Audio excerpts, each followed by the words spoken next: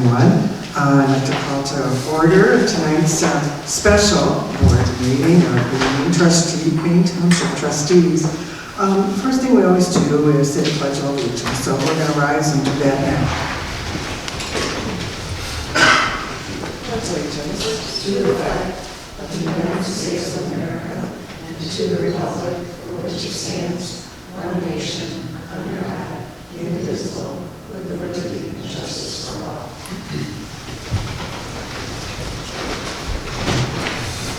All right, again, good evening. Thank you all for being here. What we're doing this evening is conducting one of two meetings in which we hope to learn a little bit more about your agency. Some of you we already know fairly well from prior years, but things change, information needs to be updated, and so again, we're delighted to have you here and to give you a chance to tell us about yourselves and perhaps to ask you some questions. We've allotted, it's not a lot of time, but we've allotted about 10 minutes for each agency, and that we're thinking that would be 7 minutes of your presentation and several minutes for our questions. You don't have to speak for 7 minutes, but that's sort of how we envision things would go. So we do have a list. I'm not sure if you have the list either, but we have a list this evening of the order in which we will hear from the agencies that are present. And we will start off with Glenn Kirk. And when you come to the microphone, if you would please introduce yourself. I'm sorry, what? Roll call. Do we do a roll call? I guess we do. Okay, all right, I'm sorry, yes, please. Would you do a roll call? Sorry. Here. Trustee Jones. Here. Trustee Horvath. Here. Trustee Maher. Here. And Administrator Berman. Here. Department Heads Baczynski, Sabini, and Alain. Here. All right. Okay, all right. The representatives from Glenkirk, if you'd like to go up to the podium now. Good evening. Thank you for the opportunity to apply for township support. My name is Kim Berenberg. I'm the CEO at Glenkirk. Glenkirk's mission is to support people with intellectual and developmental disabilities to live full lives in the community. We do that through an array of services, including 24-hour residential, day and employment services, clinical services such as medical care, as well as behavioral health.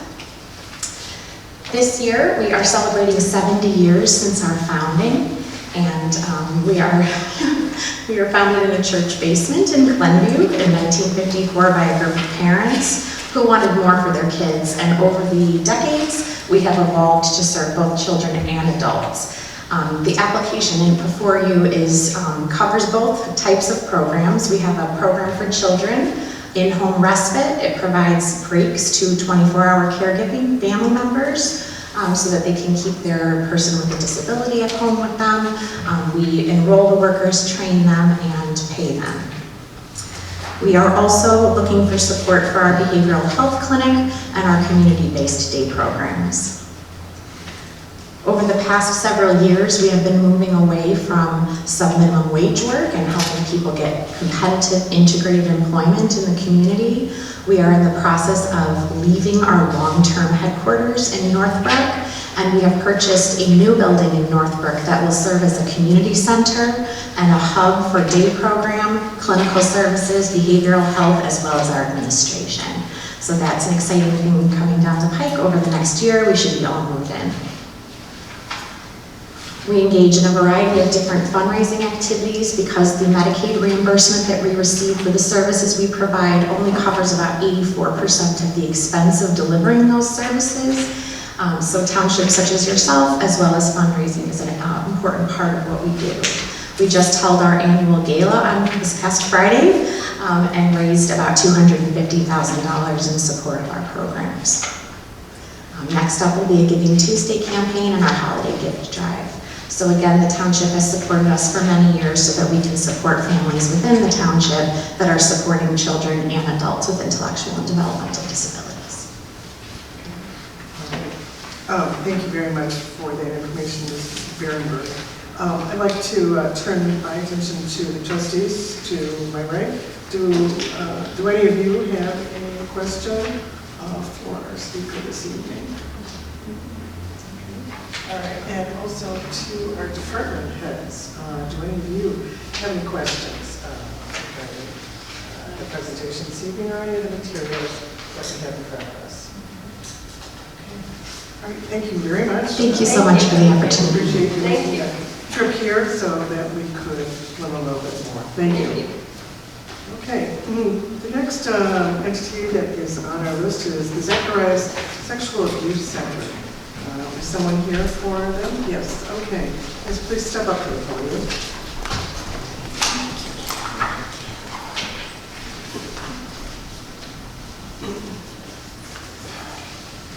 Go ahead, anytime you're ready. So my name is Olivia Steuben. I'm the Grants and Marketing Manager for Zacharias Sexual Abuse Center, also known as C Center.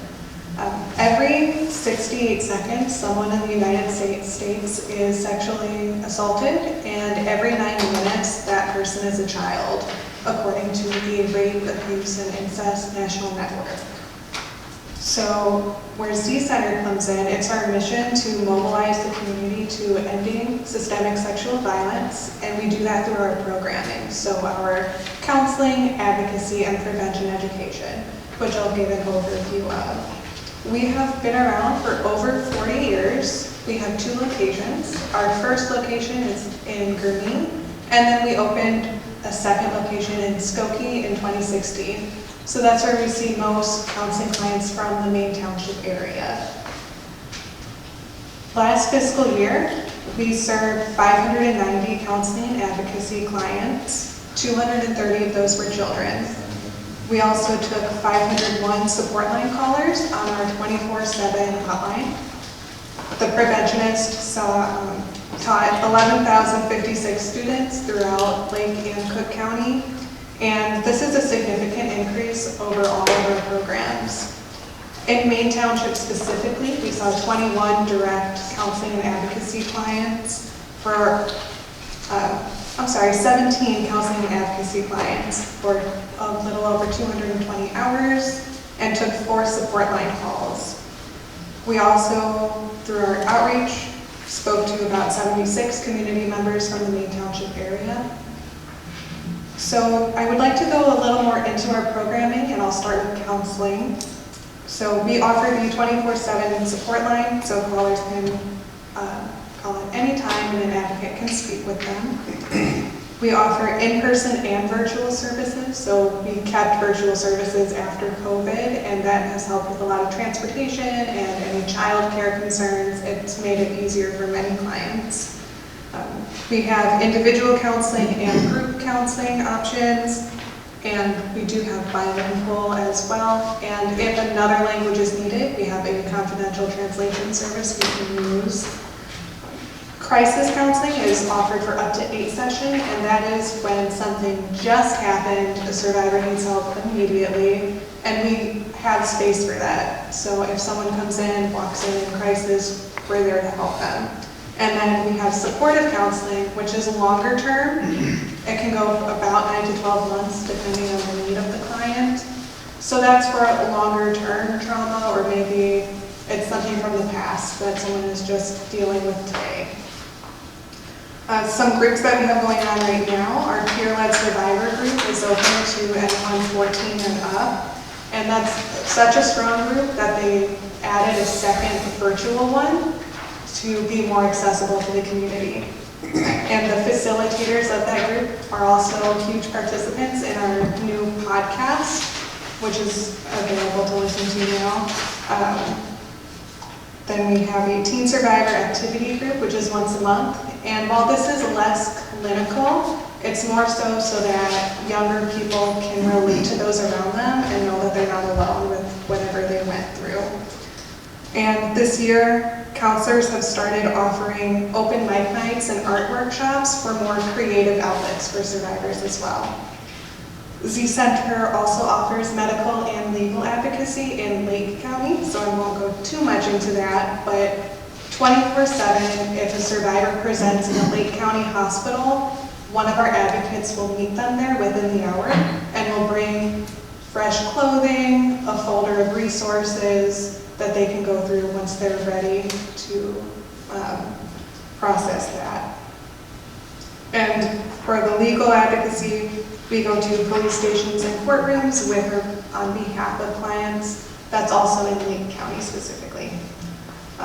But our prevention education, we've expanded a lot over the last year, and the team has digitized it. So hopefully within the next year, we can share it with more schools in Cook County.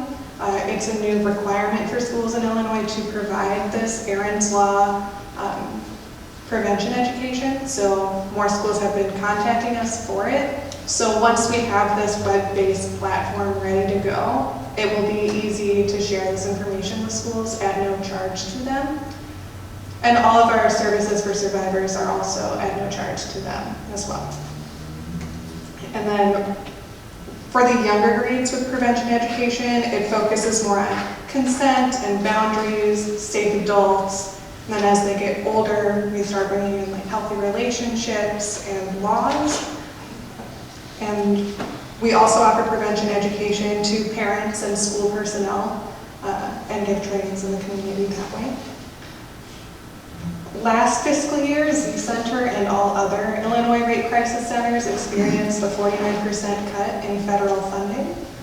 We're lucky that this upcoming fiscal year, the state has increased the budget for rape crisis centers, but at the same time, other sources have been pulling away. But our main priority will always be to provide services at no charge to survivors and their non-offending loved ones.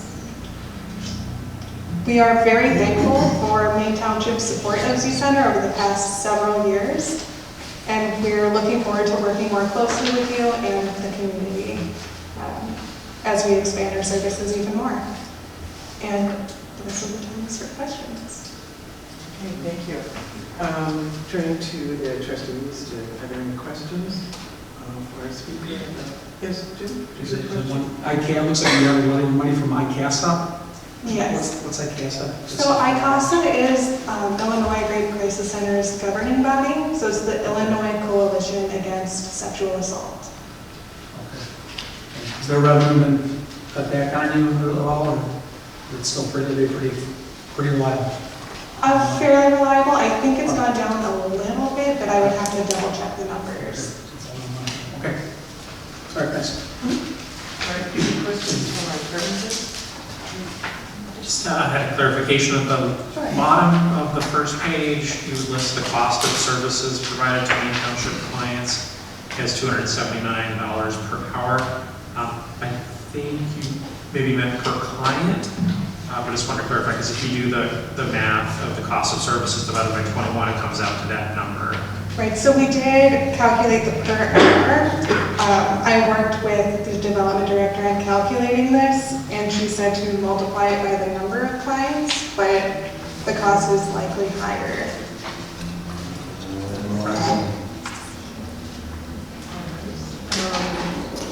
That appears to be all the questions. Thank you very much. Thank you so much for having me. Thank you. Thank you. Our next organization is the Maine Niles Association of Special Recreation, sometimes known as MASRA.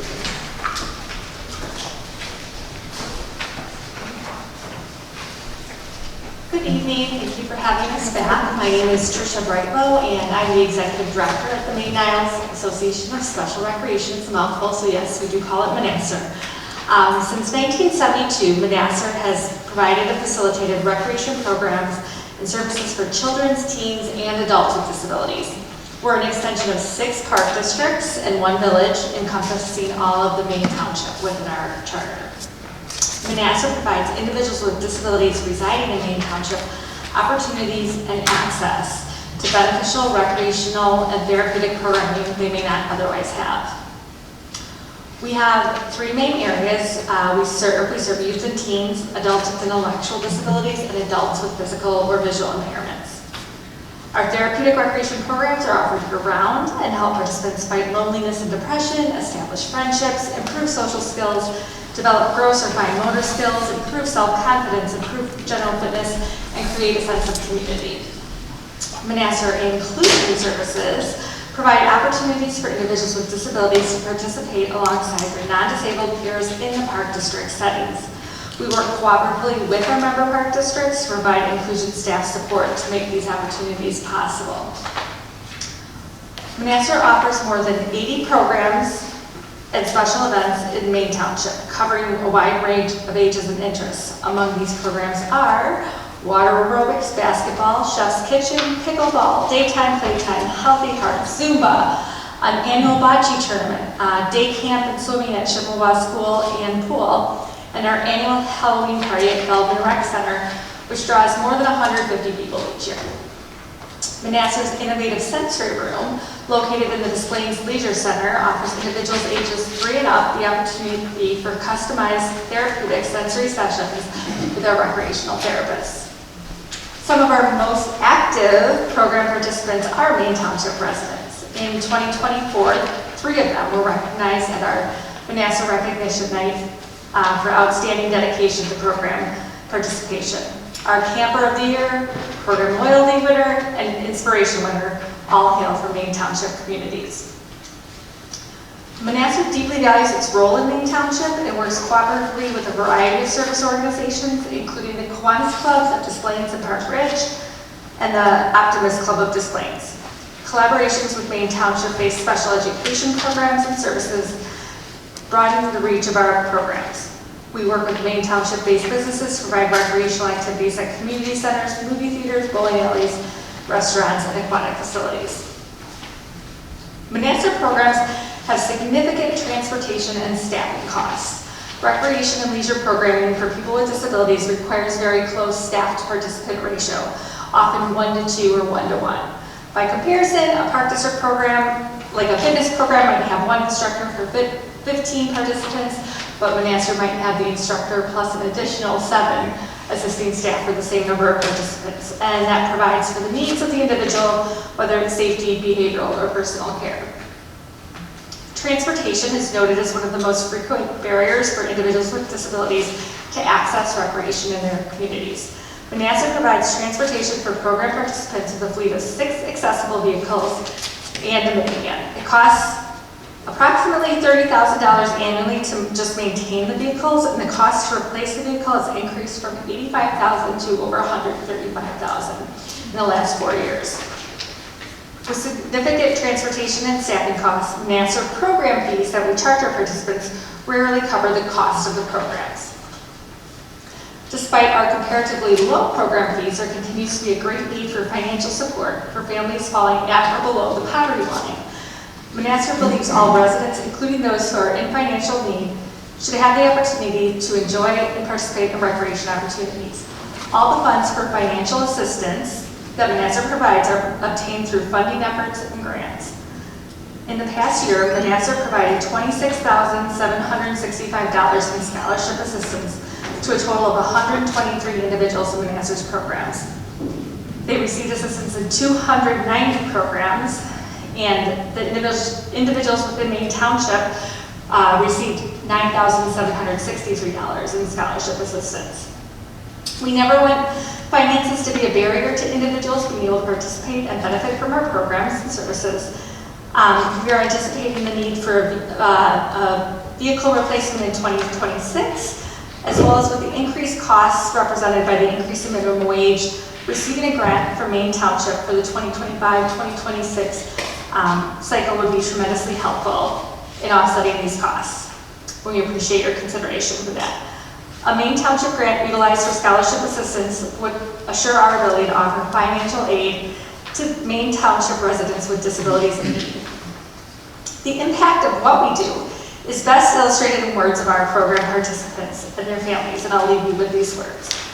From Slav, a program participant: without the Manassas transportation, I would not be able to attend as many programs as I do. And from Roseanne, a parent: without exception, everyone at Manassas has been warm, welcoming, and inclusive. Our son comes home with a huge smile on his face. Priceless. Thank you for considering our grant application to support Manassas scholarships. Happy to answer any questions. Are there any questions from our trustees? Okay. Just, I said one, looks like you get 1.5 million from municipalities. That's really good. What are some of the municipalities that contribute to? Those are our member park districts. And that is a special recreation associations are unique to Illinois. It's the only state that has them, and it's a legal agreement between these organizations to form a special rec association. Okay, so various towns, probably Morton Grove was one of them. Morton Grove, we're served Gulf Maine Township, or Gulf Maine Park District, Niles, Skokie, Des Plaines. All those towns, I think that's pretty good. Okay, so that's a question I have. Thank you. Any questions from our department heads? Yeah, Dana. Yeah, just a quick question. I want to make sure I'm reading it right. Number 28, when you talk about the fundraising that you did this past year, the recognition night, it says your revenue was $7,400, but your cost was $9,000? Yes. Did you not make money on that? Well, it's not it's technically, it's always been budgeted as a fundraiser. It's an event we do for our participants where we give different awards and recognize them as well as staff. But we fundraise for sponsorships to cover the cost of the event. So it's not meant to make money, it's just not meant to lose money. I see, thank you. Any other department head questions? All right.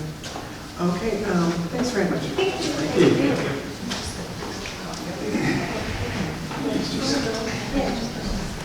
Okay, our next participant, or our next agency rather, is the WINGS program. Anyone here from WINGS?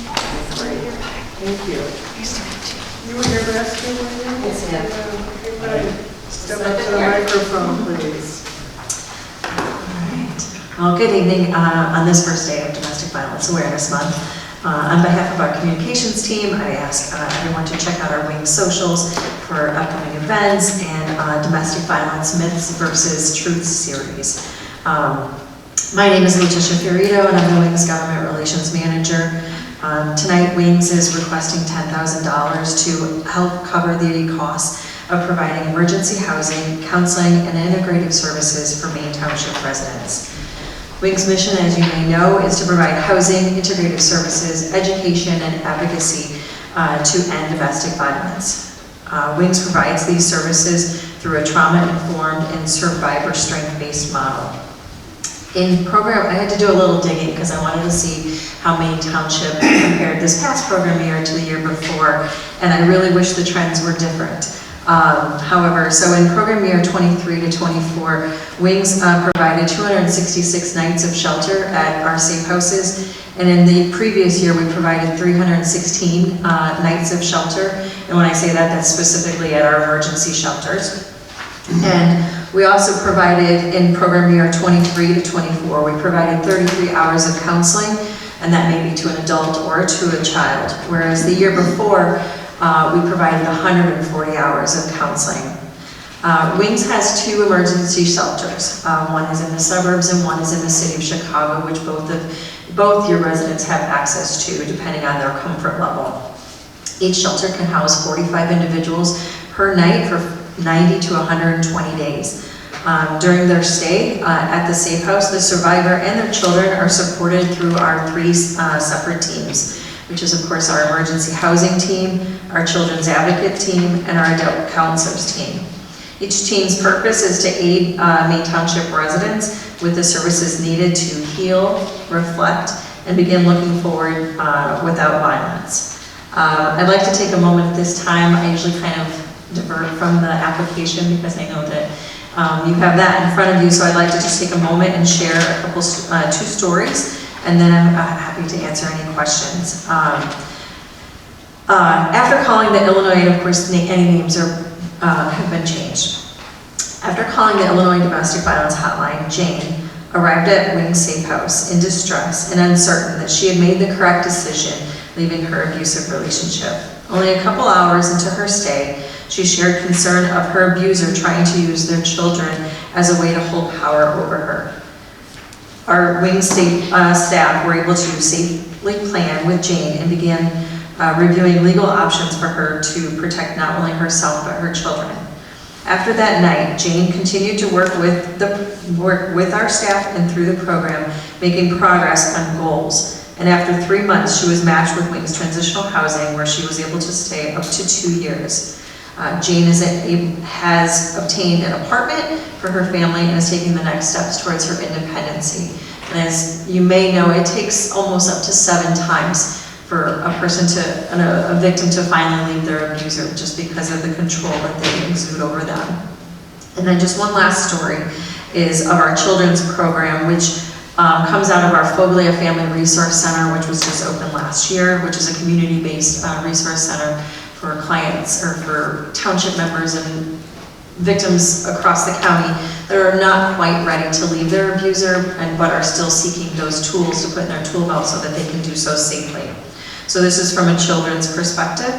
Our Wings Children Advocates created a Rainbows program that allowed a group of children to gather for 6 weeks. During this time, the children shared their stories with each other, learned to listen, learned to be vulnerable, and learned how to support one another. Hopefully beyond that program. At the end of the program, the group was led outside with their advocate, who asked them to put their hurt into a balloon as a symbol of what they're about to do. They blew up all of the balloons and they were able to set them free while standing in a circle and holding hands. Per the children's advocate, one of the children fell to the ground in tears, feeling hopeful but supported by friends, their new friends. As I mentioned in my early remarks, Wings is requesting a reasonable but also modest request up to $10,000 this year to help cover some of the costs that we provide to the residents. With the township's help, we look forward to continue serving your residents and our efforts to end domestic violence. Wings is incredibly grateful for the 3 decades plus that we've received your support. I'm happy to answer any questions. Trustees, any questions? I have a question. I read in your materials here that you have expanded the size of the Wings resale shop over in Gulf Road. Yes, ma'am. Far away from here. Is that open now? Yeah, we had our grand reopening last Thursday. Okay, that's great. No, what I didn't, maybe I'm just not looking in the right place, but does it tell me anywhere here what income you make from that retail store to support? Or if you could just point me to That specific store, I'm happy to get you those exact dollars maybe tomorrow. But collectively, we have 4 resale stores, and all 4 resale stores, we have one in Palatine, Arlington Heights, here, and then in the south side of the city of Chicago. And they collectively bring in around $2.4 million, which are directly going into the programs. They're also used to help support the families that are in shelter or transitioning into other housing options where they can go and receive furniture and any other household or clothing amenities. So is that money divided up in some way between the areas you serve, or not necessarily? I honestly don't know that answer. I'm happy to get that answer though for you. Okay, that's great. They're great questions. Any questions based on that? Then I'll turn to our department heads. Any questions? Okay. All right, thank you very much. Thank you very much. Thank you. Okay, our next agency is Maine Family Services.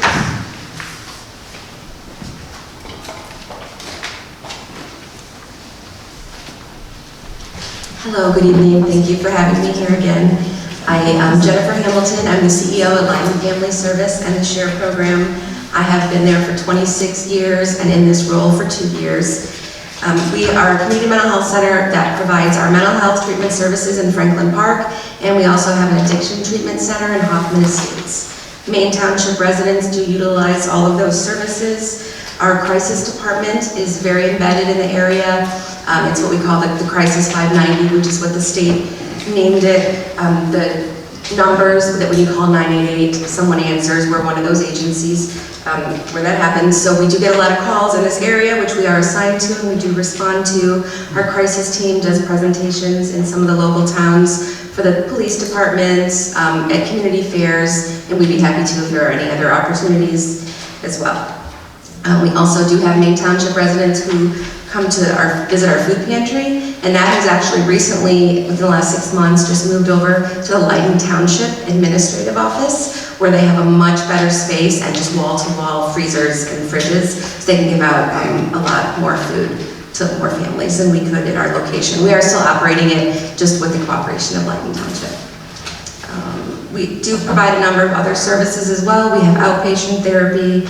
We have a crisis program for children and adolescents to determine if they're in need of a psychiatric hospitalization. Our crisis team does, go out 24/7 when there's a need. We have a seniors and benefits department, which is very busy all the time. Aftercare services for people who have a serious and persistent mental illness, for adults with serious mental illness, where we provide group therapy, individual therapy, case management, community support. Those are a bunch of the services in our Franklin Park offices, and in our Hoffman Estates office at the SHARE program, we do provide inpatient rehab, gambling services, and other outpatient services. This year, our big initiative is to reopen detox, which we are very excited about. That should be happening in the next few months. The challenge has been hiring nurses, and hiring nurses at a community mental health center salary. So we are always looking for that, but getting there. We're about half staffed up and ready to go. We really do rely on the funding from Maine Township, and you've been so generous with us for years past.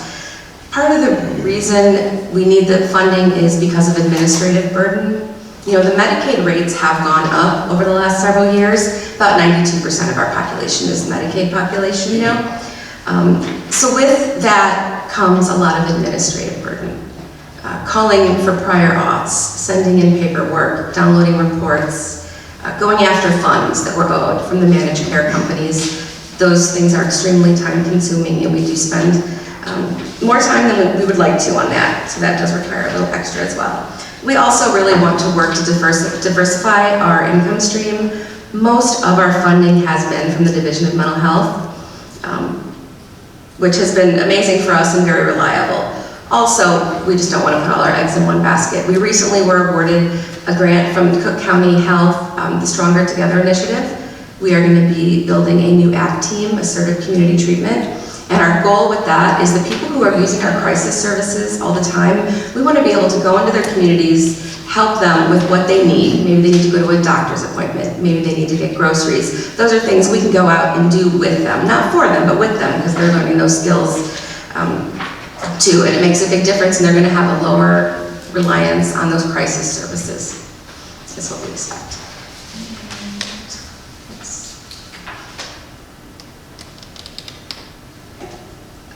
I also do want to mention, I want to apologize, we were a little late in getting some of our invoices in this past year. I just want to acknowledge that.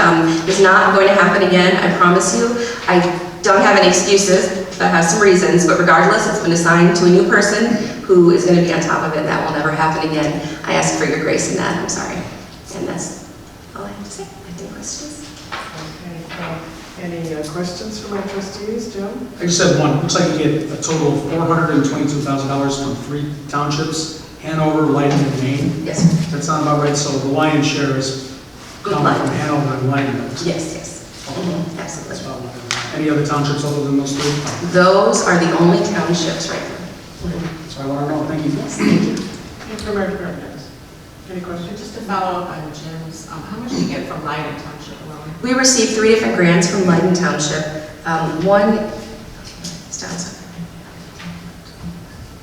One of them is for our psychiatric services, and we did just hire a new prescriber, which we're very excited about. It's an advanced practice nurse practitioner with a psychiatric specialty. So he's been doing great. He's working at both of our locations, Franklin Park and Hoffman Estates. So the township, Lyden Township thankfully does support that at $90,000. We also receive $125,000 for our outpatient program. What we found was that we could not continue to hire master's level clinicians at the Community Mental Health Center salary. So with that funding, we've been able to add an additional $10,000 onto the clinician salaries just in that one department, the outpatient department. And we're finding that that's helping a lot with retention. And then of course, continuity of care for the clients. We don't have to keep switching therapists all the time. We also do receive $130,000 from Lyden Township, and that is general operating. And the township gives you about the same amount every year? Pretty much. The outpatient grant is newer, I'd say within the last 2 years. The other ones we've been receiving for quite a while. Other questions for the departments?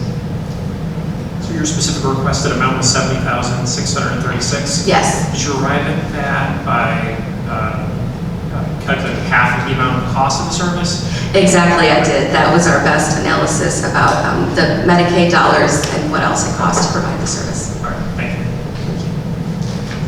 Okay, thank you very much. Thank you so much. Our next agency is Family Behavioral Health Clinic in Terryville. Hello.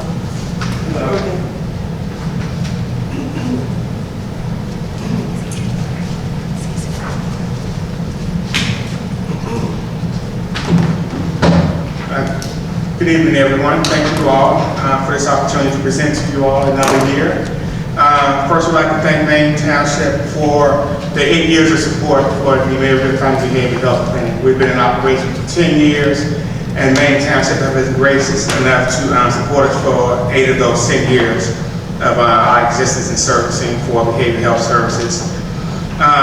Mayberry Family Behavioral Health Clinic has been operating and displaying since 2014 and serve children, adolescents, and adults and families. The clinic is open 6 days a week. It is accessible by public transportation. We accept all commercial insurance, but also 93% of our services are by Medicaid recipients. Also, of our 210 current clients that we are serving, 27% of those clients are from Maine Township. Also, I'd like to talk about some of the new services that we have added since the last time we have applied for funding for Maine Township. One of the ones that I'm really proud of that we've added is early childhood mental health services. And with our early childhood mental health services, what we've noticed is that some of the struggles that parents are having with the younger kids within the households that are attending daycare. I know we would all like to think that some of the ills that we received through COVID has dissipated and gone on because we're moving through life and everything is open back up. But however, our young children are still dealing with some of the residual effects from COVID. And that's what we really learned with our early childhood mental health program, is that some of the kids are still dealing with anxiety and depression when it just comes with going to daycare or going to those pre-K classrooms in first and second and third grade, just for interacting with some of the other kids and getting back used to doing those things. And with parents are back at work now dealing with some of the things that they're dealing with, they're just having some difficulties with dealing with their younger population. And we've actually added a provider just for that particular population itself. So I'm really proud of that. Another thing that we've added since the last time we presented to you all is a yoga class for the younger population, for that early mental childhood population that we serve now, along with their parents. So they come to yoga every other Saturday. One is at our Des Plaines campus we offer, and one is at our 701 Lee Street location. We also offer it there. And we started out kind of slow. And now the list is full within an hour of us sending out emails to the parents that the class is now open. And just to see the joy on the moms and kids' faces of being able to have that time to interact with each other is really great. One of the other things that we're striving to do this current year is become a certified community behavioral health center, CCBAC, which is a kind of lengthy process. But what it does is open us up to be able to provide more services than what we currently do. So currently we're providing behavioral health services and substance abuse services in English, Spanish, and Polish. We also provide DUI services. One of the services that I know that we wish we didn't have to provide, but it is a necessity to provide. Because every time we see someone come into the clinic that's looking for DUI services, meaning that they was putting all of us at risk with driving under the influence. And really, it can be as simple as having a couple of beers, depending on the person's weight and size, to having to blow above that legal limit. But to just think of someone that's out in the community driving under the influence, it's just one of those things that's still kind of difficult to deal with. But we do provide those services to help those individuals get their license back, because we all know that sometimes transportation is a block for a person being able to get to work to provide for his or her family, but also to make that person whole. Just a quick story, we had a gentleman to come in and say that he was just out on watching Monday Night Football. Had a few beers at the beginning of the game, had food, had a few more beers, and he thought he was fine, drove home and got pulled over in Des Plaines. And as he was going through the process of his DUI services, he continued to say that I don't have an issue with drinking or anything. It was just the one night. It was me watching football with my buddies and having drinks. But as he started to go through the process of the evaluation, the assessment, and treatment, even after he had completed the DUI service, he continued to come because he realized, wait a minute, the people I drink with may not view what I have as an issue, but after going through the services, I realized I do have an issue. So that was, just one of those things. People get to come to services and receive services if they understand what this disease is about when we speak of substance use. One of the things I like to talk to people about, some people believe that substance use is one of those things where you can just make a choice. Either I'm going to drink or I'm not going to. I'm going to use this substance or I'm not. I always tell people we need to look at substance use the same way we look at, if you say diabetes. If I'm a diabetic and I said I'm going to see my endocrinologist to make sure my A1C level is in control, everyone would clap. Hey, good job, stay on top of that. But if I say I'm going to see my substance use provider, it's sort of that negative connotation about it. But we have to start looking at it that substance use people are not making a choice to get up and become an alcoholic, or making a choice to become addicted to opiates or heroin.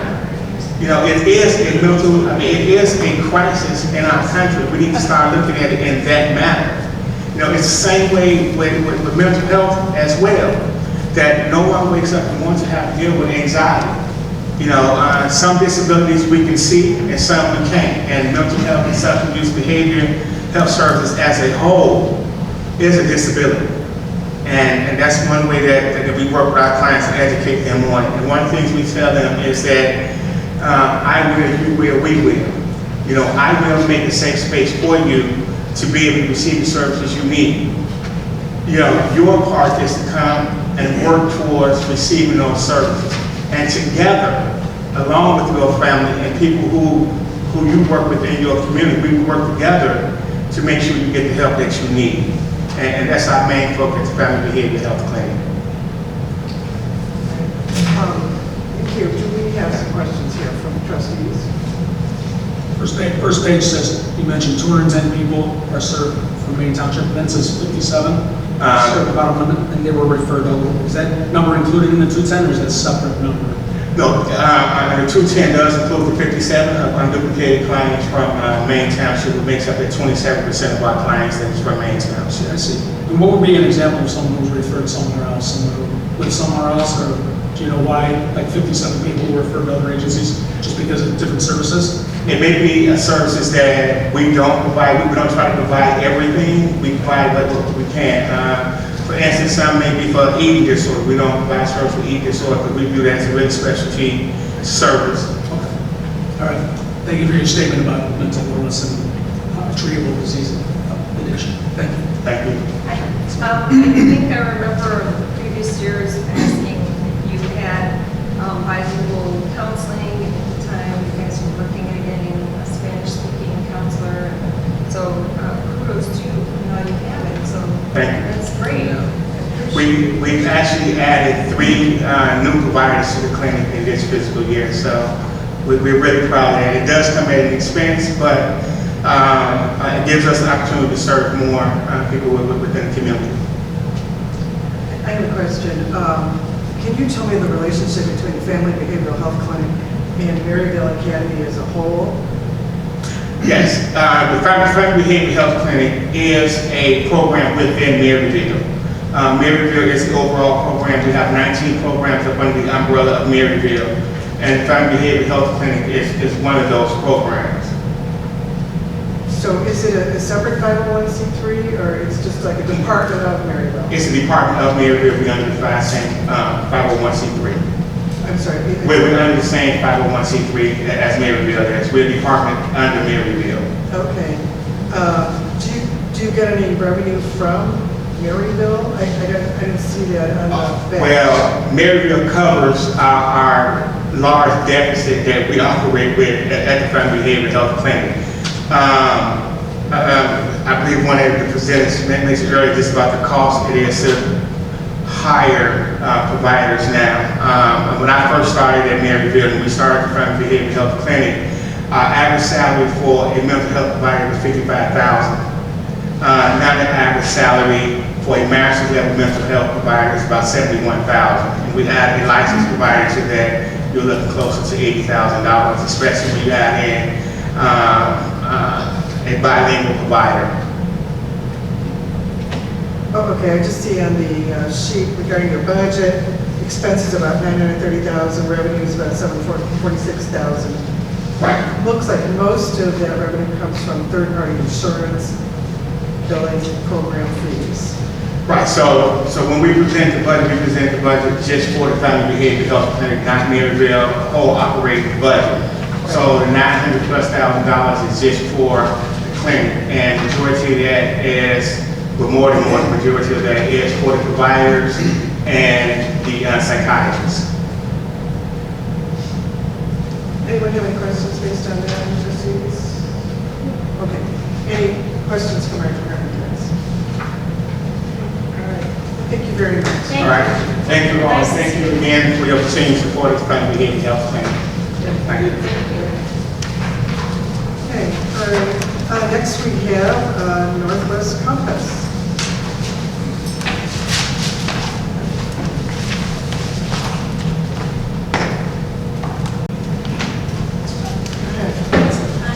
This is my first time here presenting on behalf of Northwest Compass. Why don't you just tell us your name? Sure, my name is Allison Pitters. You're Allison. Okay. Yes, and I'm a grant writer for Northwest Compass. I've been there about a year and a half. And if you're not as familiar with Northwest Compass, we've been around for 38 years providing programs and services to vulnerable and marginalized populations, mainly low to moderate income individuals and families experiencing personal, economic, and housing instability and the homelessness in the northwest suburbs of Cook County. We are partners with the Alliance to End Homelessness, and we are the lead agency in the north suburbs. And we operate the only walk-in center that's available in the area for people seeking housing assistance and supportive services. It's open 9 to 5, Monday through Friday. Our service area is quite large. It extends from Evanston Lakeshore all the way west to the Cook County portion of Elgin. But Maine Township is, we get a lot of our clients from Maine Township, so it is a larger service area for us. Our overall mission is to enhance the community by providing emergency services, education, and empowerment, which foster personal responsibility for those who are vulnerable or in crisis. So some of our services are our solution-focused case management, brief crisis intervention, counseling and assistance to people experiencing housing instability and homelessness. We connect these individuals with housing options, resources, and various supportive services. We definitely pride ourselves on being able to offer a wide variety of wraparound services in addition to our housing services, because what we've learned is that typically people who are seeking housing assistance have a lot of additional needs aside from housing. So we do provide a lot of referrals, but in-house we offer things like job readiness training, career exploration, financial management, budgeting classes, credit repair classes, and some limited legal aid. We can provide things like clothing and for job interviews, hygiene kits, move-in kits, COVID tests, cleaning supplies, and other things that people will need. We also have an on-site food pantry that is available 5 days a week for people seeking food assistance. Our food pantry is the most visited service that we have. And in an average month, we see about 800 to 1,000 people come through. So in the last year, our demand for services has really grown. We have seen hundreds of individuals and families from Maine Township specifically. Many come through have come through our food pantry, but some were assisted through our Helping Hands program, as well as our HIKE program, which is specific to youth aged 18 to 24 who are in crisis and need emergency housing. So we would like to thank Maine Township for your support. With such a large service area, we really do have to rely on all of our community leaders and community partners to help us fund these services so that we can continue to assist people, the people who need it most in our communities. Any questions? Okay, thank you. Any questions from the trustees? Any questions from the department head? So thank you very much. Thank you. Appreciate it. All right, that's great. Okay. And Arts of Life, so here from, thank you. Please step up to the microphone, please. Hello. Hi. My name is Ann Colley. This is also my first time presenting. I'm stepping in for our executive director who had a family emergency this week. I'm here on behalf of Arts of Life. For those of you who don't know Arts of Life, we are about to celebrate our 25th anniversary. We are a progressive art studio. We support artists, adult artists with intellectual and developmental disabilities. Our first program started in Chicago and Westtown. We then expanded to the North Shore 15 years ago. And then in 2022, we expanded our North Shore services to include in-home supports and partnerships in the community at art centers to provide integrated classes for people with and without disabilities to access our programs more conveniently. One of the things that sets us apart, we are categorized as a community day program, but we really consider ourselves supported employment because we are treating our artists as professional artists. So in addition to providing studio space for them 5 days a week, Monday to Friday, we provide professional development opportunities. The Maine Township artists that we support right now are active participants in that, going to the library to use the Innovation Lab to test out new equipment and technology, taking some of those classes with our partner locations, visiting museums, galleries, connecting with curators and other fellow artists. We also run a gallery called Circle Contemporary where we exhibit our artist work and we sell that work. Artists receive 60% of those sales and 100% of the licensing fees. And we have been able to expand that to outside of our own walls to provide opportunities for them to exhibit in other galleries across Chicago, across the nation, and now at fairs across the world. They have exhibited in New York, in Miami, in several cities across Japan, and in the next 2 months they'll be in South Korea as well. Okay. All right, thank you. I turn to our trustees. Any questions? Looks like you applied for funding, does that sound right, from 2014 to 2016, and you were declined? Did they tell you why? That was before my time. Yeah. That means this is your first time, not your first time asking, but you're... Our organization did apply, yes, you're correct, but it is my first time here, yeah. You're asking for $5,000? Yeah. Okay. Thank you. And also, I'll give our department heads an opportunity to ask any questions if they have any. Okay, fine. All right, thank you very much. Oh, sure. Thank you. We appreciate that. And giving us some information about your organization. Thank you. Oh, yeah, thank you. Thank you. All right, we will move on to our next agency, which is Orchard Village.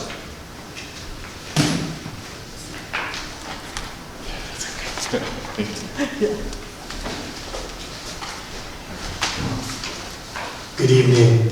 I hope my voice holds out for the rest of this presentation.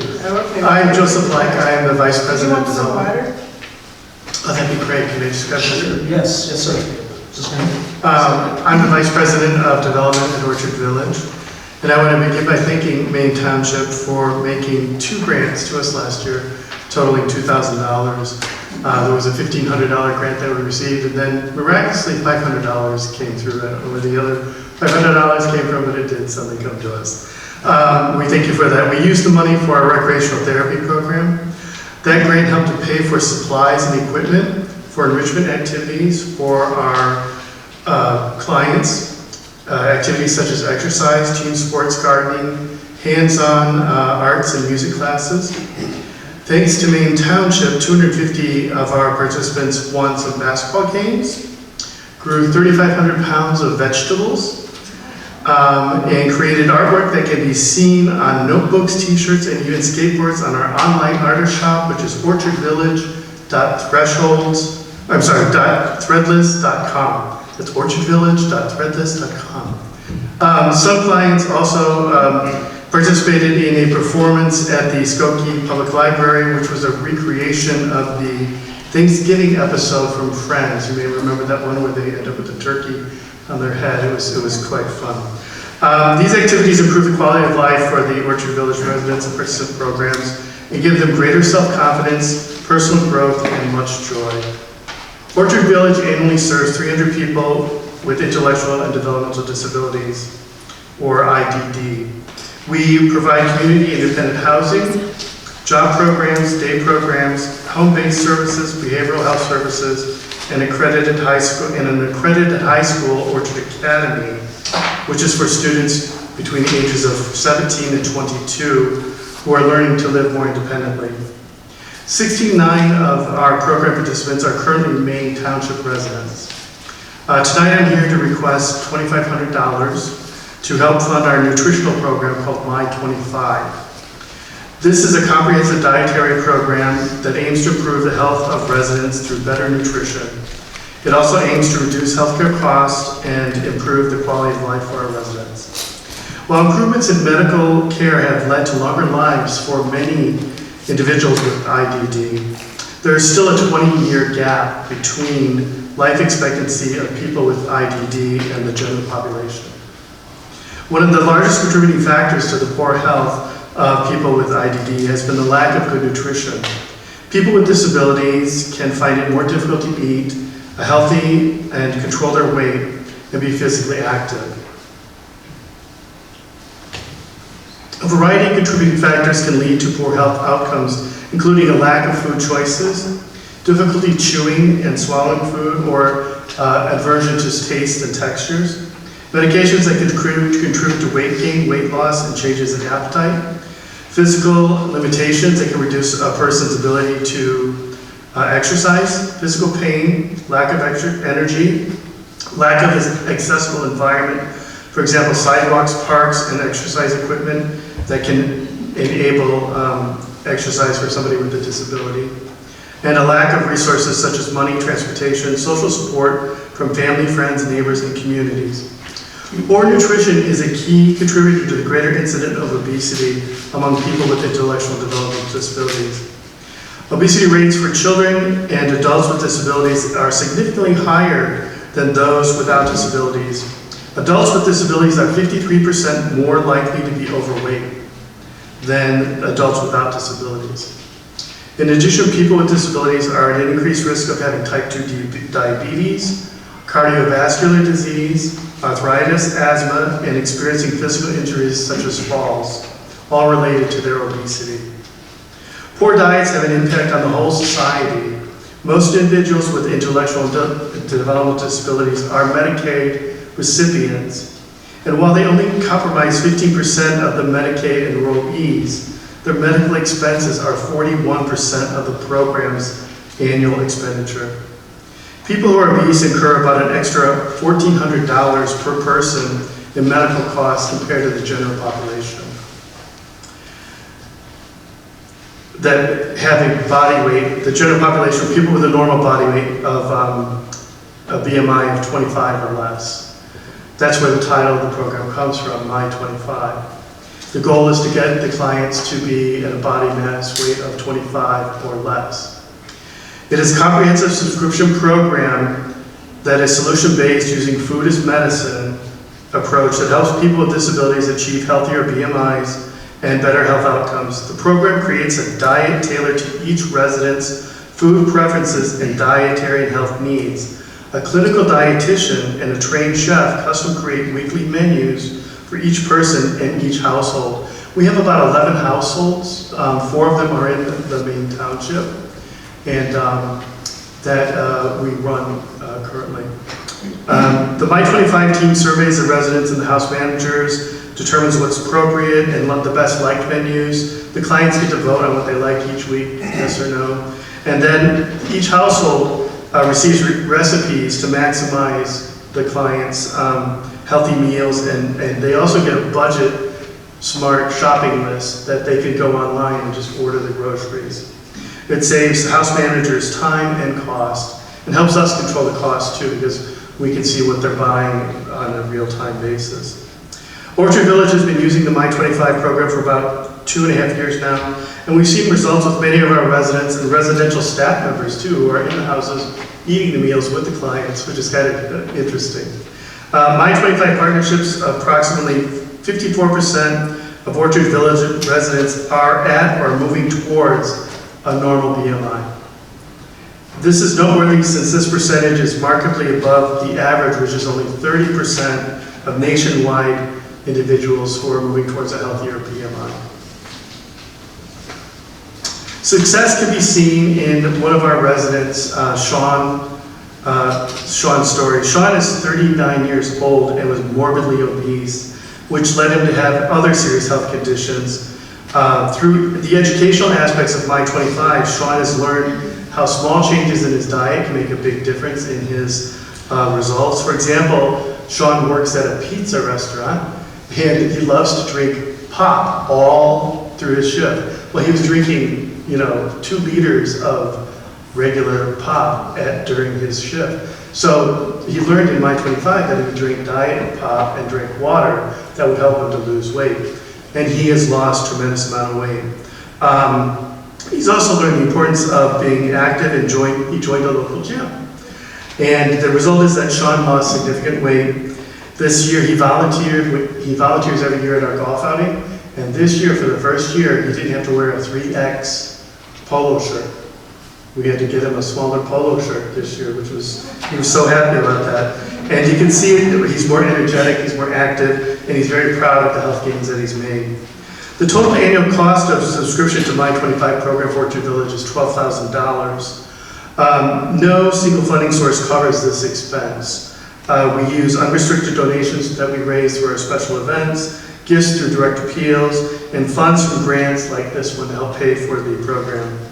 We humbly request $2,500 to continue improving the health of the residents of Orchard Village.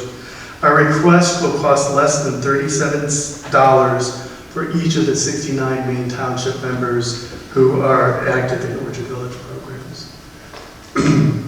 Are there any questions? I made it through. Turning to our trustees, any questions? Any other tour department? But 150 volunteers, that's pretty amazing. Yeah, we have a very active volunteer base, and we have been around now for 52 years, and so a lot of our volunteers, we did have a volunteer luncheon, and a 97-year-old volunteer showed up for the luncheon. So a lot of volunteers have been with us for a long time. We're happy about that. Okay, thank you very much. Thank you. Our next applicant is Resources for Community Living. So to step up.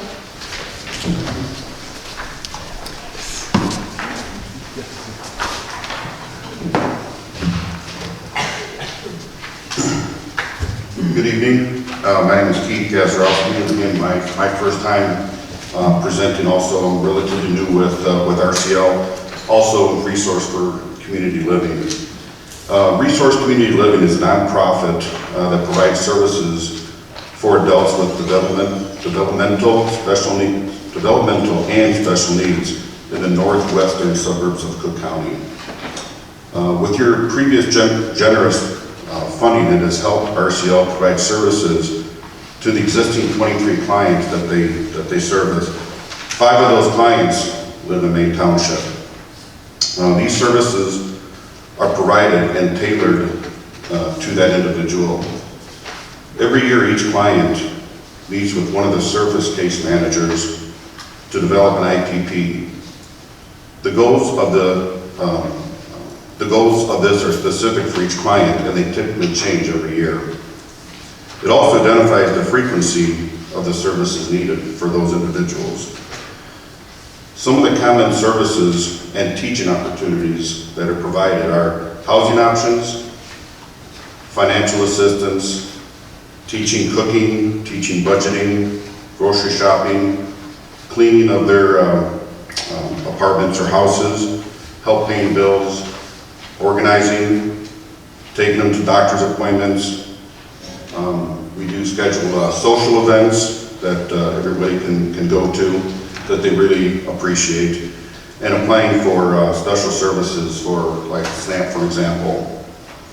One client that RCL has serviced over the past 25 years, his name is Michael. He has lived in Maine Township for most of his 48 years. Through the assistance of RCL and the case managers, he has lived semi-independently for the last 25 years. He's worked at Jewel for 25 years. He volunteers, and the case managers over the years have helped him apply for Section 8, also helped him sign up for Mansur. Michael is seen 2 to 4 times a month, depending upon his specific needs. Thank you. Any questions? From my trustees? Or department head? Coverage? I have a question. Sure. Your request is for $4,000. Yes. And during your last fiscal year, the cost of your services for Maine Township clients was $2,812. So I'm just curious why you're asking for $1,200 more than you spent serving Maine Township clients last year. We're expecting to spend a little bit more this year on the services that will be asked for. Okay, thank you. Thank you. Thank you very much. Thank you. All right, our next agency is the District 63 East Maine School District Foundation. Would you like to step up?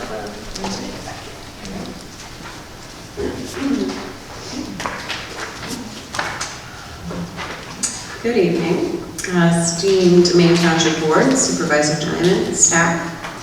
I stand before you today to advocate for a cause that touches the very heart of our community, the East Maine School District 63 Foundation.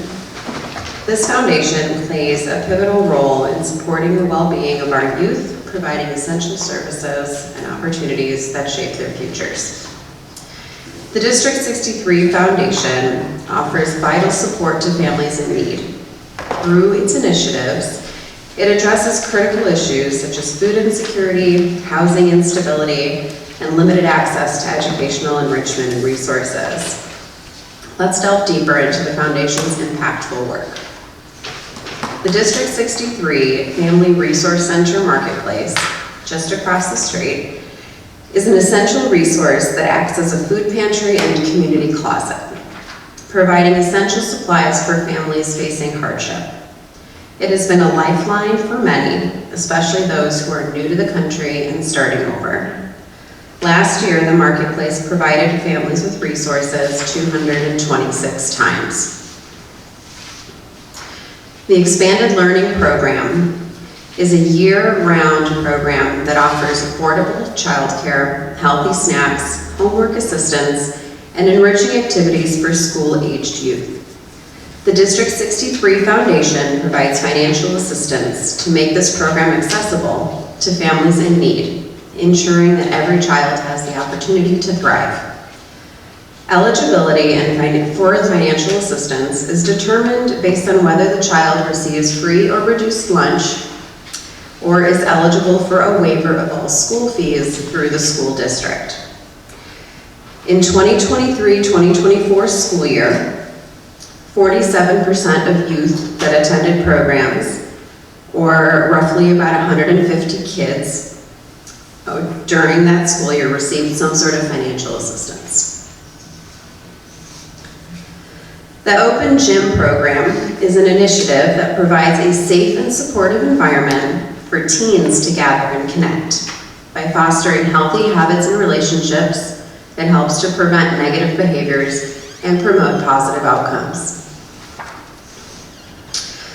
Over the past 3 years, the District 63 Foundation has been instrumental in supporting programs that address the increasing needs of our community. These programs have experienced a significant growth, reflecting the rising demand for essential services. By continuing to support our District 63 Foundation, we're investing in the future of our community. We're ensuring that our children have access to resources they need to succeed in school and in life. And we're creating a more equitable and compassionate society where every child has the opportunity to reach their full potential. Tonight, I stand before you with a request.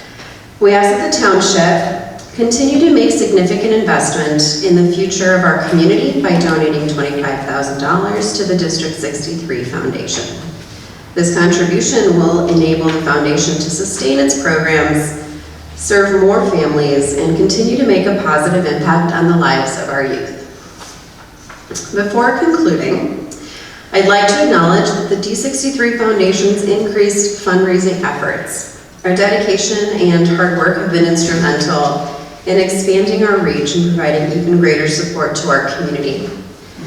By partnering with the township, we can collectively make a more significant impact. The D63 Foundation is a catalyst for positive change, making a tangible difference in the lives of our youth.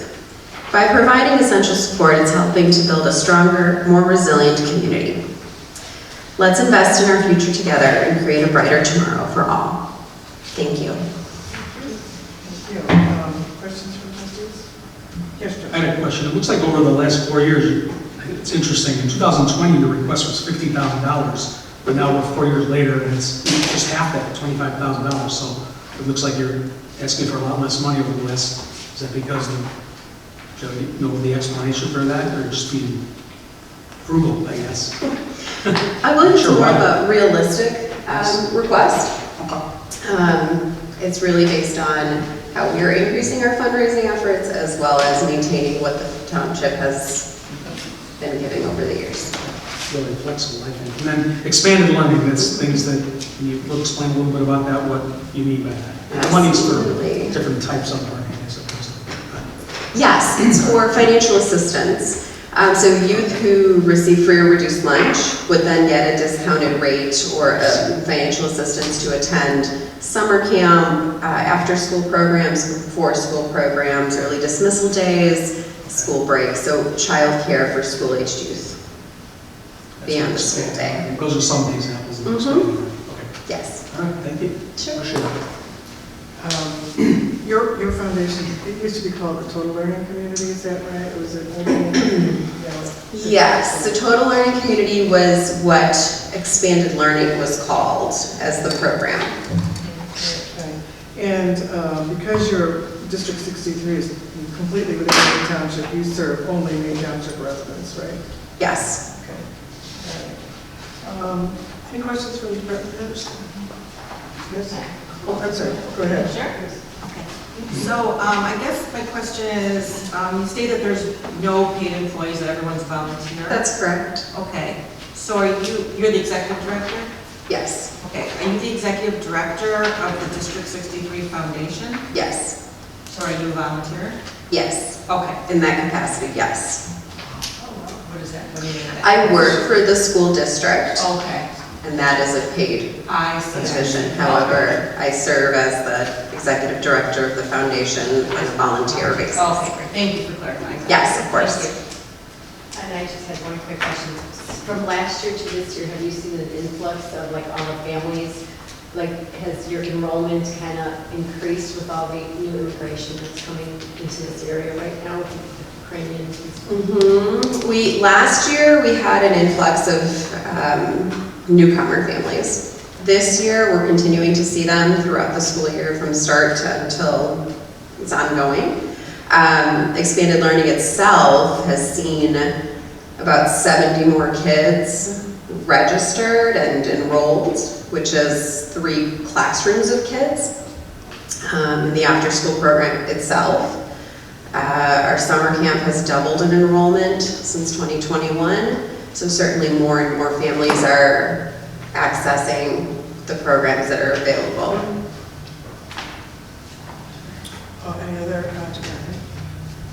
have questions? Okay. All right. Thanks very much. Thank you.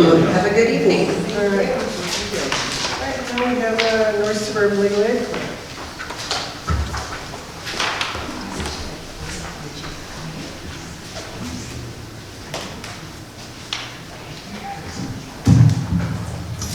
Good evening. My name is Greg Davenport. This is my third year back here, so thank you for having us back. This is I've been with us for 5 consecutive years, and we're asking for 6. I'm the Director of Development at the North Suburban Legal Aid Clinic. We are a legal aid clinic that provides free legal aid in the practice areas of immigration, housing, and domestic violence. We serve clients living in all of Lake County and the northern suburbs of Cook County. Specifically is the geography is covered by 3 courthouses. It's the Rolling Meadows, the Skokie, and the Waukegan courthouses. We were founded in 2015, focused on the areas of Highland Park and Highwood after community needs assessment. The concept was to do free legal aid using volunteer attorneys and a part-time executive director.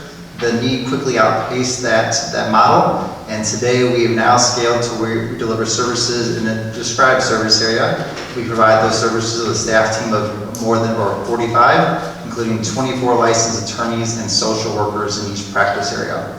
We are really excited that we're coming up on our 10th anniversary next spring, and we will cross very shortly our 10,000th case opened.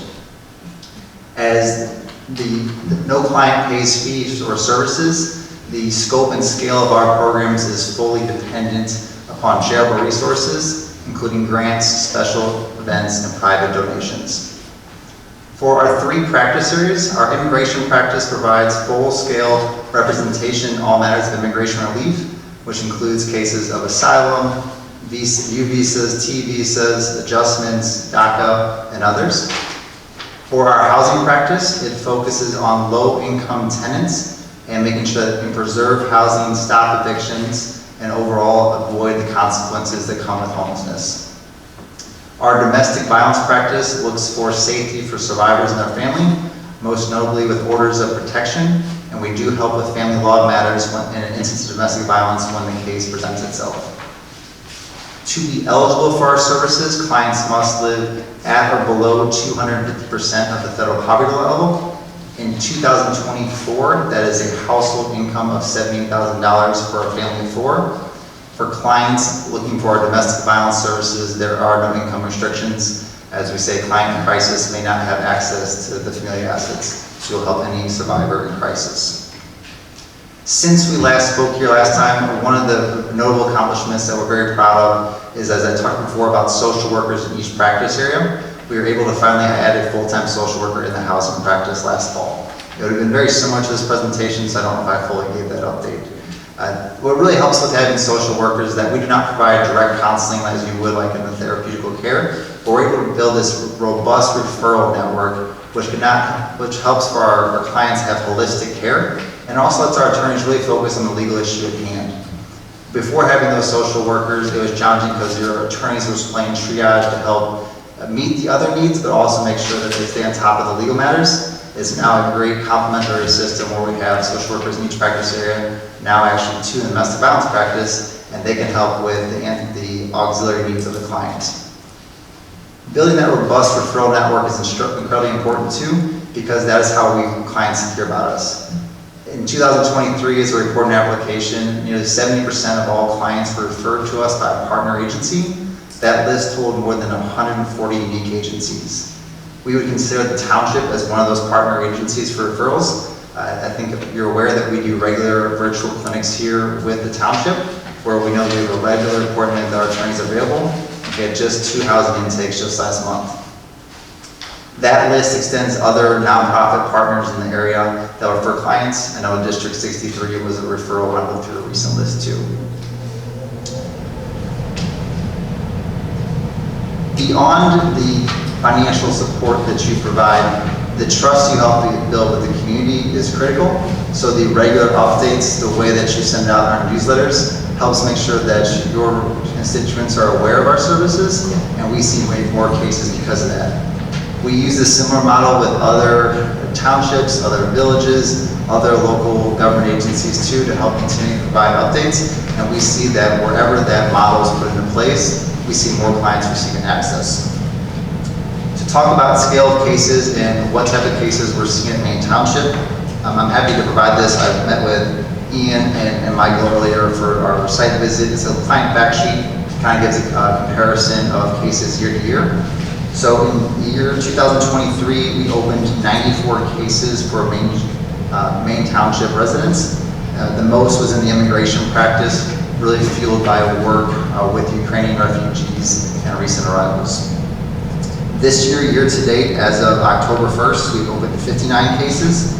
Immigration still leads the way with 27 cases, but we also opened 21 housing cases this year too, as well as 7 for domestic violence. And then we do have a pro bono program, which we often do, we say mission adjacent programs. It's a way to engage volunteer attorneys who can scale services, stay connected to our cause, but it might be things more like a guardianship or powers of attorney.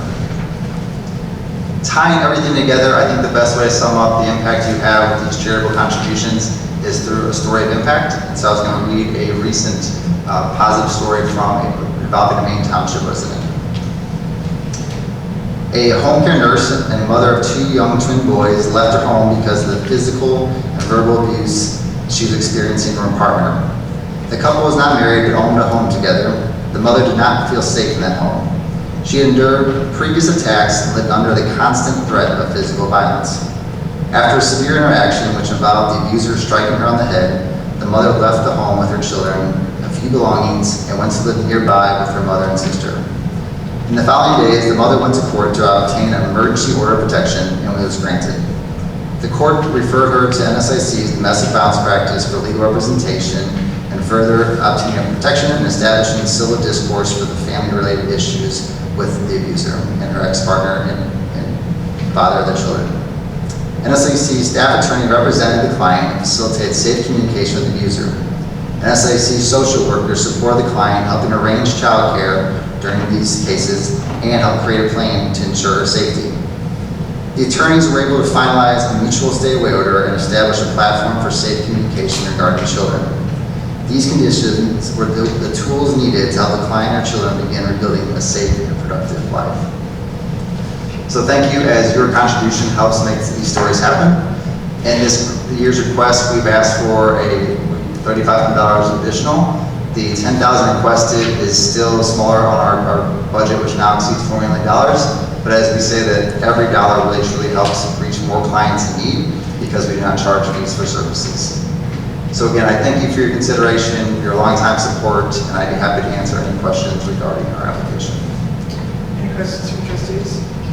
Yeah, it looks like from your sheet you collect from at least 9 different townships. We're on a lot of townships, yes. In addition to $185,000 from the Illinois Coalition for Immigrant Rights, Ukrainian refugees, is that right? So we say ICER would be the acronym. There's a number of grants that come from ICER. On that funding source, that's our budget of estimates. The actual amounts can be sometimes larger or smaller. When we put together, all of those are involving usually grant applications for different agencies to address.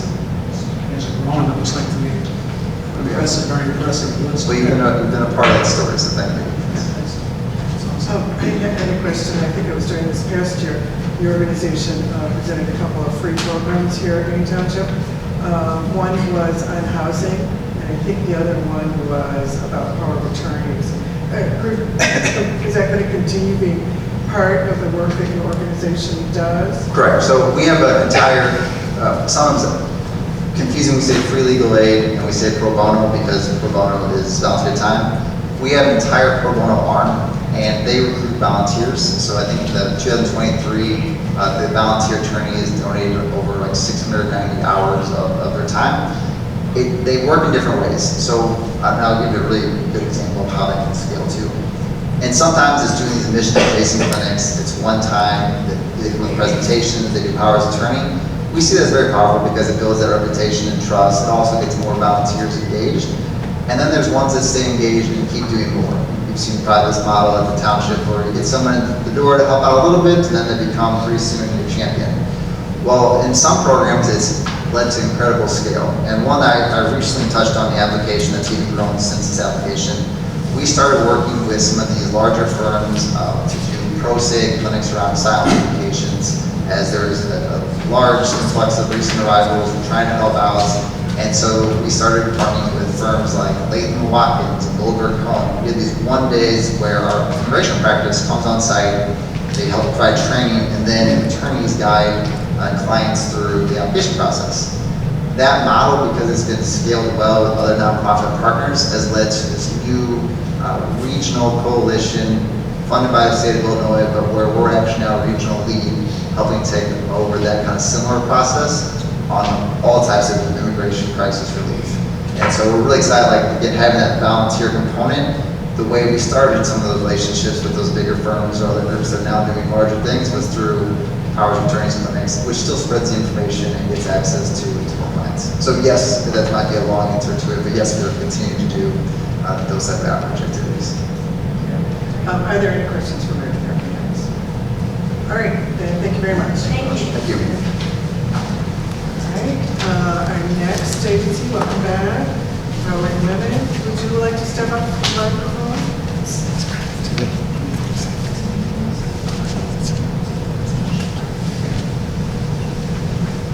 If you'd allow me, can I just share this one flyer with all of you?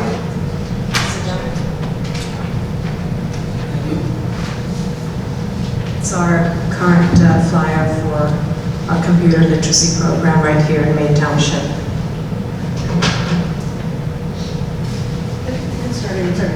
Perfect, yes, thank you.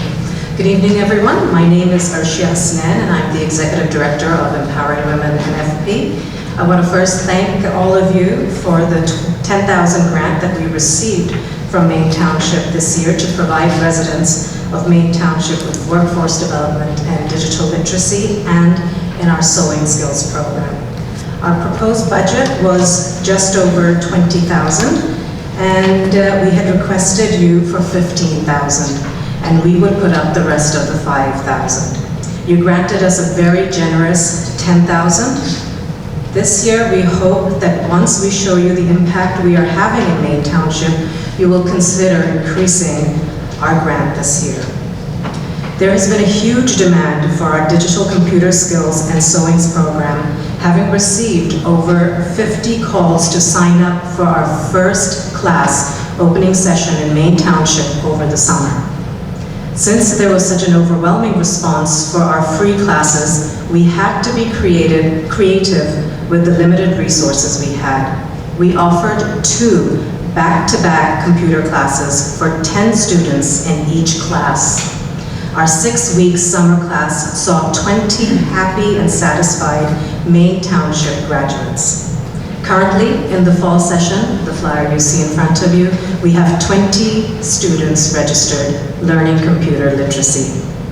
The 2025-2026 budget for our programs, if you look at the budget sheet, for Maine Township is $26,838.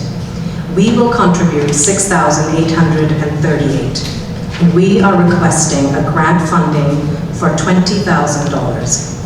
In this new cycle, we plan to uplift 90 Maine Township residents as compared to 75 last year proposed. And we turn no one that comes to us away.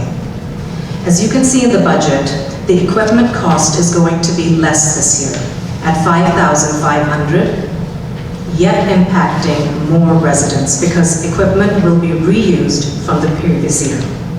Operating costs for a year are $21,338, of which direct spending on licensed instructors is $18,000 across digital and sewing skills. We hire instructors from the Maine Township area to keep the grant spending in Maine Township as much as possible.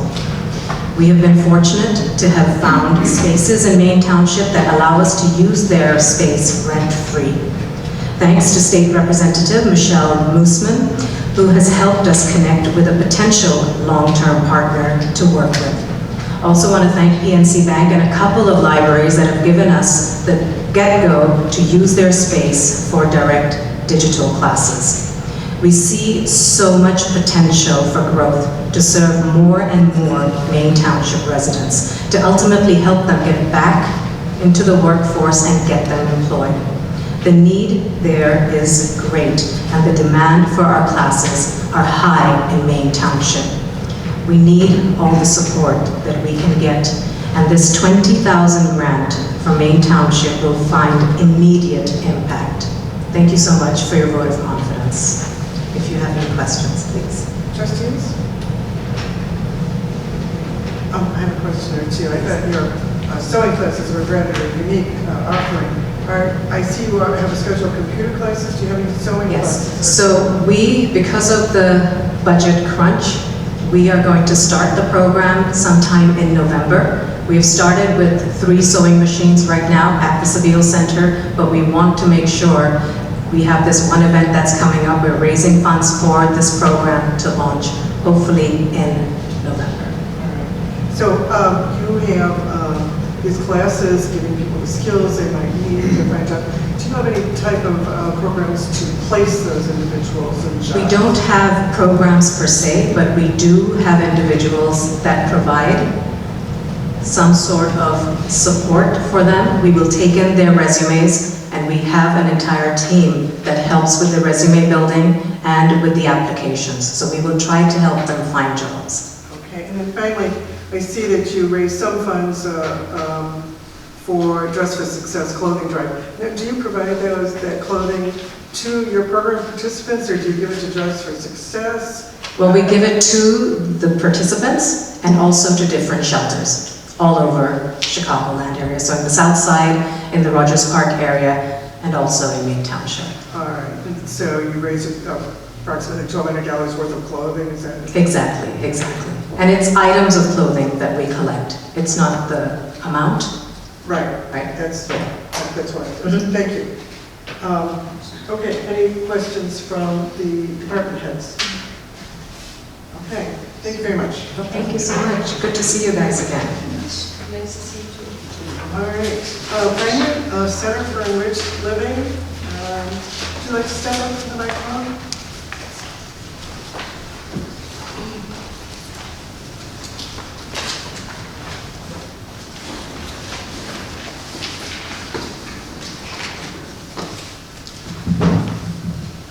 Good evening, everyone. My name is Karen Fay, and I'm the grants manager at the Center for Enriched Living. First of all, thank you so much for having me here and for your past support. I think this is my 8th year here, and I always appreciate being here.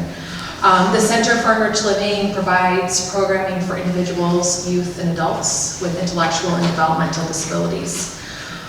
We are celebrating our 56th year of service. My plan tonight is to share a little bit about our organization and our services and give you a little glimpse of some individuals from the township that are part of our programs. This past year, we served over 400 individuals. They either live at home with their loved ones independently in the community, or they may live in residential agencies. As I mentioned, we welcome all ages. So we have youth, adults, and seniors, all abilities. They may have significant physical and cognitive disabilities as well. We are located in Riverwoods, which is close to here, and we have a beautifully universal design building. If you hadn't had a chance to see it, I recommend coming out. I'd love to give you a tour. We have a full kitchen, full-size gym, art studio, program space, and a beautiful garden. We have 22 members from the township. The ages of our individuals range from 13 to 80 years old. Maine Township members, the age range is 20 to 70 years old. Illinois is ranked 49th in providing programming for individuals with intellectual and developmental disabilities. This is why the Center for Enriched Living is so important.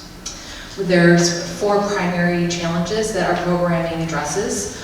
Social isolation, the post-transition for individuals who age out of the high school at age 22, the 85% unemployment rate, and the mental and health, behavioral health challenges that individuals with disabilities and their families face. The 4 programs we have that address those challenges. The first is our social and recreational programs. So our programs are offered year-round, 7 days a week, basically 9 a.m. to 9 p.m. Our social enrichment programs are in a vast majority of our programs, where we have 60 afternoon, evening, and weekend programs. We have 22 of the, so basically all the township members attend at least one of those programs. The next programming type is our adult education, which is really our adult programs for individuals that are aging out of the school system. We have our Reach Adult Day program, which is offered Monday through Friday and is community-based, offering skills and growing opportunities and volunteering. We have 7 township members in that program. One of those members is Amy. She's 49. She has been in the Reach program since November of 2020. She enjoys swimming, visiting festivals, walking club, volunteering in the community, going out to eat, and our club fit. Her Reach for Success personal goals have been the following: connecting more with friends in the Reach program and spending more times outdoors. Amy also participates in other programs at CEL, including our Saturday social club, bowling, special events like Mother's Day events, and our virtual programs. The next program, part of our adult education, is our Catalyst Life Skills program. This program actually started last year, and it's based on the idea of taking our current adult day program and taking it one step further for those really wanting to learn those life skills. Whether it's learning how to live independently, budgeting, home improvement projects, cooking, all the things that we are doing on our own, they want to be able to learn those skills as well. We have one individual from the township that is in this program. His name is Alex. He joined in June of this year. He is 22 years old. He started with the basic budgeting session. And since then, he has learned skills such as house cleaning, basic maintenance, health and hygiene, and healthy habits. Alex has done well in all areas, expressing that he has done many of the tasks at home with his family. Part of this program is taking home homework and having those practice skills at home with the family. When Alex first started, he felt unsure when using a knife. When staff worked with Alex using adaptive cutting board along with the cutting glove for protection, he has become more confident. He's willing to cut vegetables and may need and will even volunteer to complete that task. That's just an example of some of the things that they're learning and how to be independent. The next programming we have is our Employment Opportunities Program.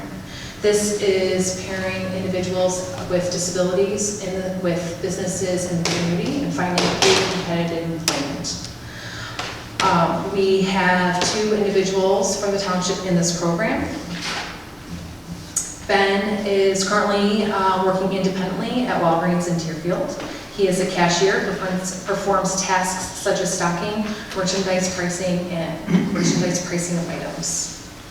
And our last programming type is our Family Resource Center, which is addressing the mental and behavioral health challenges that individuals are needing. We have a behavioral specialist, and we are in the process of making some changes and looking for a new licensed social worker.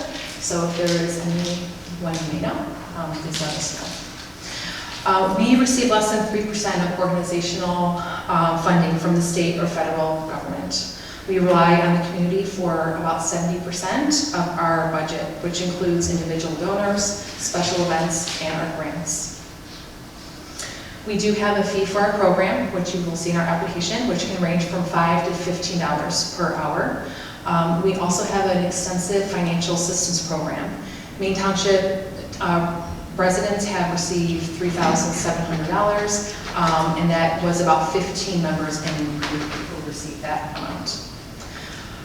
With that, I would love to open up for questions, and thank you. Do you know how many other townships, looks like you get 90,000 total from townships, to some of the others that, if you know that? We have maybe 8 or 9. Okay. We'll probably list them at some point. Okay, that's what I wanted to know, about 8 or 9 different, okay, 90 total. Yeah, so we serve about 55 different communities. Okay, all right, so 8 or 9 different townships, we want 5 from us, thank you.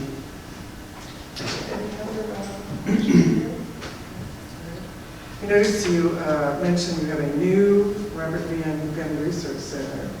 I know an attorney named Robert Vian, is that your donor? I'm just wondering. So it is, so he passed away and that is in his honor. And so a few years ago, there was a capital campaign that was put together. He was one of the original trustees of CEL. And so part of that was to be put in his honor. The program started about a year ago, a little bit longer. So we actually hired a manager for that program. She was a clinician. And in the first year of the program, the leadership was evaluating how that program was going. Starting this fiscal year, it looked at that there was a different direction that needed to happen, and that the licensed clinical social worker did not need to be the manager of the program, and that the manager could be someone else. And so the direction was to have a behavioral specialist come on board and then a clinician to be part of that program, but not to be the manager of that program. Okay, any questions from my department heads? I was just going to say one other piece, which I forgot to mention, is that as of December 31st, our CEO of 40 years had retired. And so our new CEO started in November of last year, Kurt Washington, and he's fantastic. So I hope that you get a chance to meet him sometime soon. Thank you. Thank you very much. Thank you very much. Okay, that concludes the opportunities we have to interview agencies this evening. We will resume this process. I think a week from today. I think that's when we're next scheduled to meet. Does that sound right? No, 22nd, sorry. Okay. These are monthly meetings, so is that 28 or something like that? Okay. So for this evening then, do I have a motion to adjourn? Motion to adjourn. Second. Roll call, please. Supervisor Diamond? Yes? Trustee Jones? Yes. Trustee Barbara? Yes. Trustee Margaret? Yes. Administrator Bennett? Yes. Department heads, Daphne's, I'm sorry, and Lion